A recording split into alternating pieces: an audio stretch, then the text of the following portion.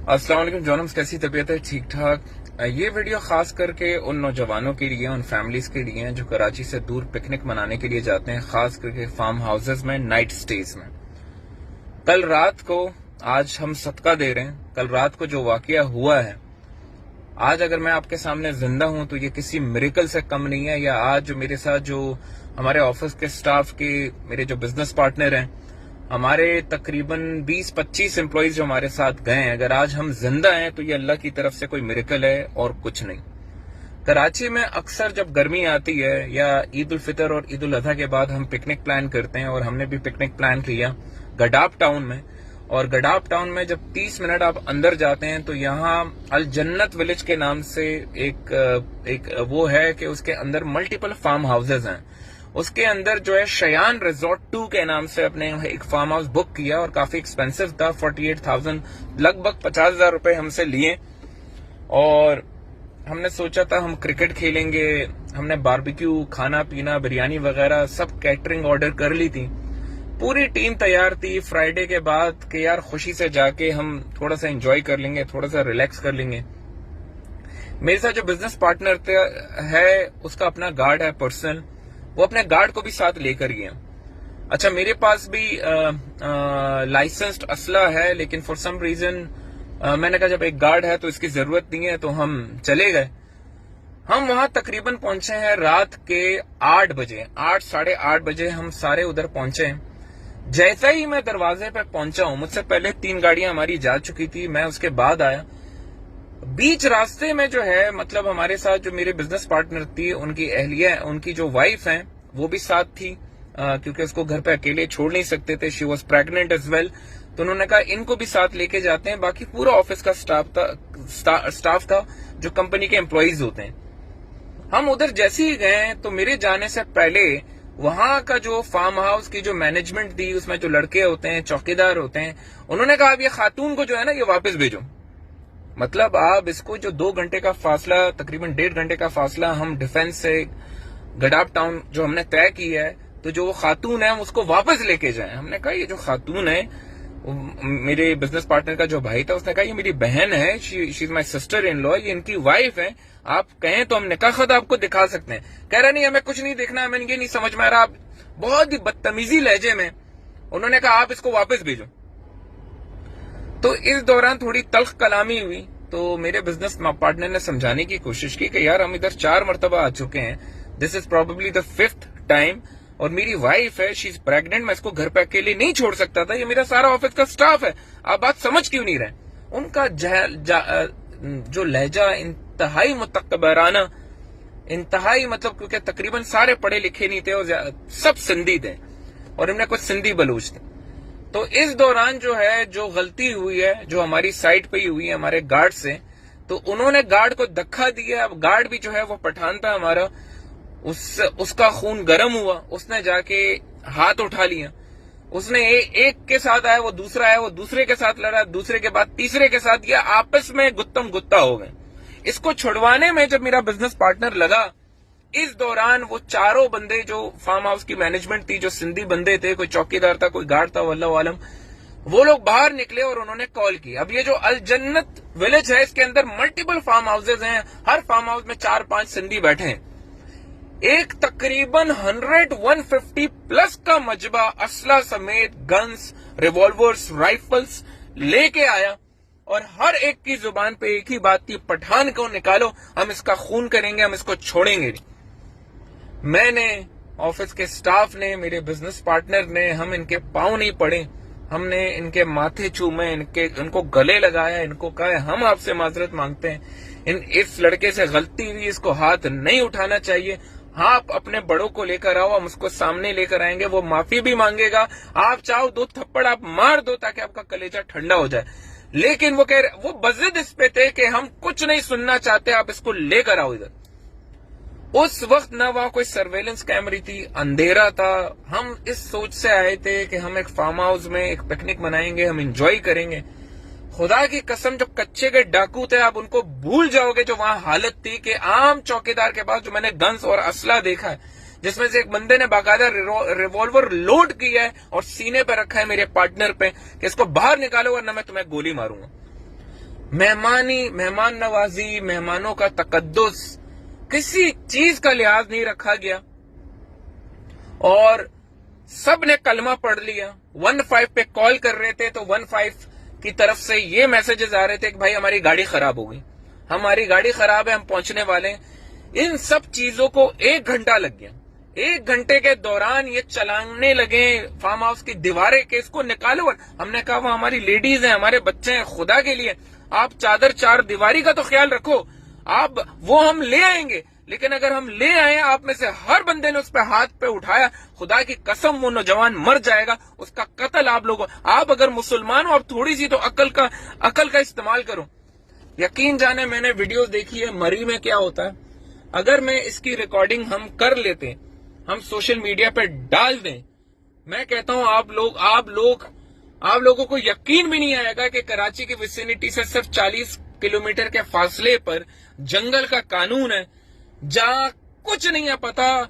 इन लोगों के ना NIC बने, ज्यादा से ज्यादा ड्रग एडिक्ट्स थे, पान गुटखा उन्होंने खाया था, उनके चेहरों पे दहशत और खून सवार थी। उसमें से एक को जब मैंने कहा कि अगर ये बाहर आया तो ये मर जाएगा, जिंदा नहीं रहेगा, तो वो कह रहे थे यार हमने तो बहुत से बंदे मारे, एक और मार देंगे, हमारा क्या, लेकिन हमारी इज्जत पे हाथ कैसे उठाई। मैंने कहा बिल्कुल गलत किया, मैं आपके सामने लेकर आऊंगा, हम उसको नौकरी से निकालेंगे। उस एक बंदे की गलती की वजह से आप इन 25 लोगों को जो है ना हरासा कर रहे, they did not listen to anything.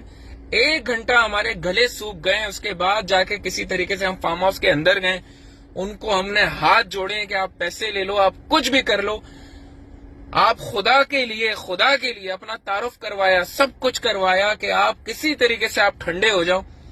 For some reason all of a sudden एक साइलेंस एंड सन्नाटा आया। उन्होंने कहा आप एक काम करो, आप लोग जाओ अपना, आप हमारे मेहमान हो, आप फार्म हाउस में जाओ और हम बाद में बात करेंगे। एकदम से सन्नाटा हुआ, वो जो 150 का मजमा था वो फैल गया और फार्म हाउस के अंदर 10-15 बंदे फिर भी मौजूद थे, जिनमें से एक बजट ये था कि इनका असला जब्त करो। जब मैंने ये साइलेंस देखी तो माई six sense is very strong. ये मेरे साथ इंसिडेंट बहुत पहले ग्वादर में भी हो चुका था, जहां बलोचों ने बस के अंदर तकरीबन 50 बंदा था, उन्होंने हमें अटैक किया लेबर समेत। तो ये जो तबका होता है, खास करके जो तालीमी याफ्ता नहीं होता, जो मजदूर तबका होता है, याद रहे कि जब आप इनके झुंड में जाते हैं और ये जब इकट्ठे होते हैं तो आप इनसे रहम की उम्मीद मत करना।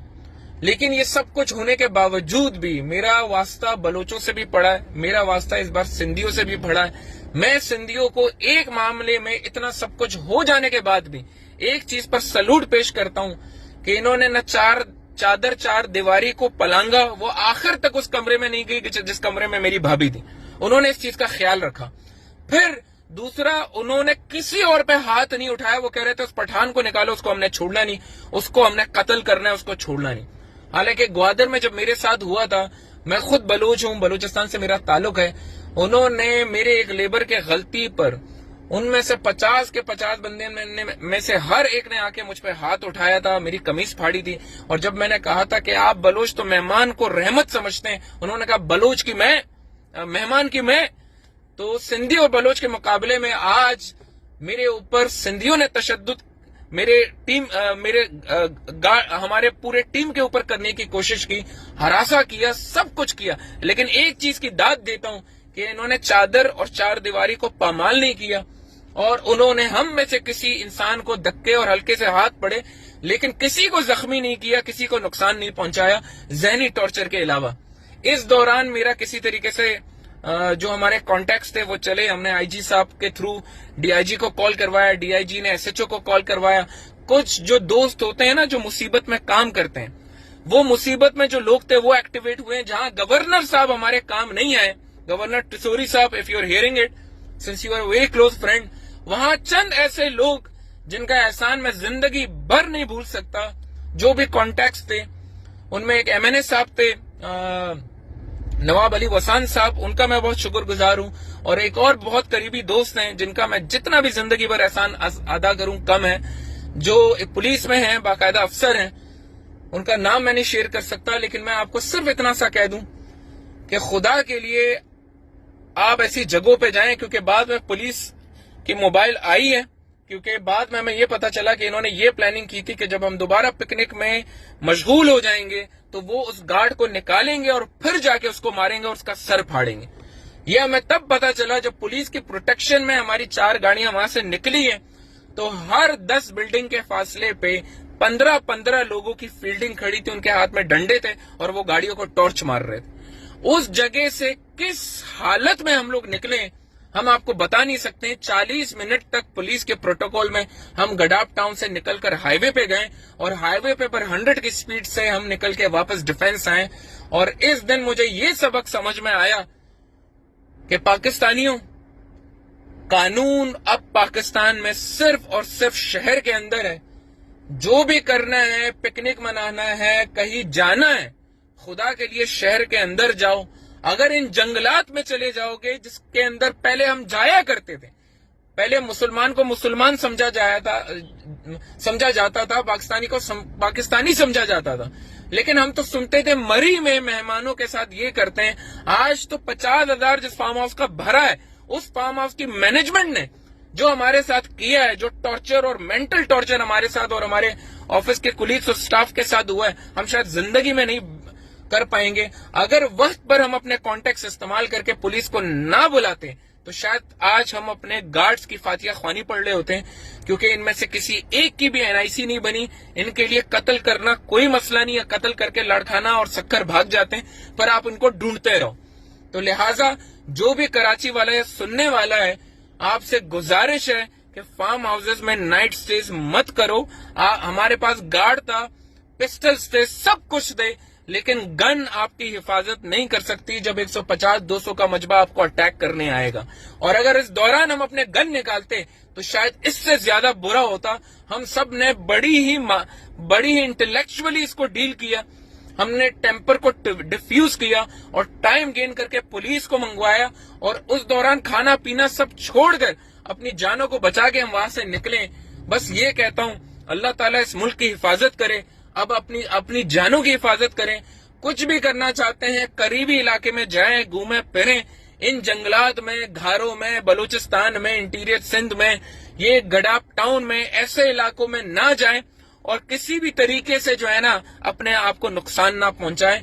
और मैं दोबारा यही कहूंगा सिंधियों के मामले में कि इतना गुस्सा होने के बावजूद भी उन्होंने चादर चार दीवारी को पामाल नहीं किया, और उन्होंने जिसने नुकसान पहुंचाया था वो उसी को टारगेट करना चाहते थे। हालांकि उनका अंदाज इंतहाई गैर मुनासिबाना था, लेकिन उन्होंने हमारे किसी दूसरे एम्प्लॉइज को न जख्मी किया, न उन पर हाथ उठाया।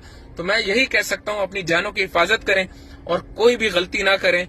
रात के वक्त खासकर तौर पर, चाहे आपके पास गार्ड हो, हमारे पास M4A1 थी, हमारे पास पिस्टल्स थी मल्टीपल, लेकिन यकीन जाने गन आपकी हिफाजत नहीं करता when you are encountered with such thing। अपना बहुत ख्याल रखें और ये वीडियो उन सब के साथ शेयर करें। अगर वो सिंधी है तो भी उसके साथ शेयर करें, और अगर कोई प्लान कर रहा है पिकनिक तो भी उसके साथ शेयर करें। बाकी आपकी जिंदगी आपके अपने हिफ्ज़ो अमान में। I wish you guys the best of luck. Thank you.